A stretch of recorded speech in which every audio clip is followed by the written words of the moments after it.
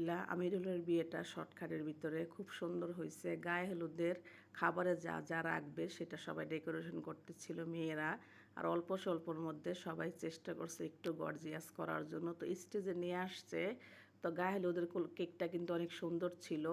আর ইমন শালাকে কোলে করে স্টেজে নিয়ে আসছে। তো প্রথমে কিন্তু বাবা মা হলুদ দিছে, তারপরে আমার শাশুড়ি দিচ্ছে, তারপরে তার ফুবু দিচ্ছে আর কি, আমিরুলের ফুবু দিচ্ছে, তারপরে মেয়েরা যারা যারা আছে সবাই এক এক করে দিতেছিল। আসলে পর্বটা খুব সুন্দর হয়েছে। আর আমাদের বাড়ির ছেলেরা সবাই একসাথে মিলেমিশে বসে সব আয়োজন উপভোগ করতেছিল। আসলে যে কোনো কাজ সবাই মিলেমিশে করলে এটার মধ্যে কিন্তু অনেক আনন্দ পাওয়া যায়।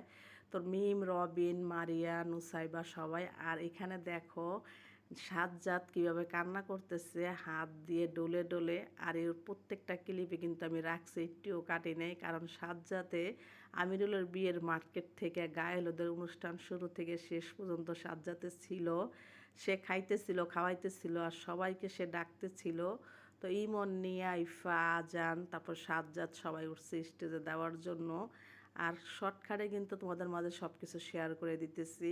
তো এক এক করে ভাই বোনেরা সবাই দিতেছিল।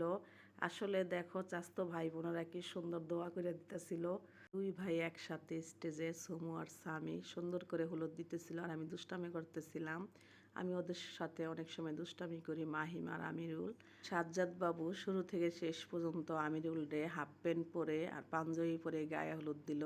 আর আমরা পরিবারের উঠে গেছি, দিতেছিলাম। আর দেখো ছোট্ট বেবিটাকে সাজ্জাদে কিভাবে আদর করে।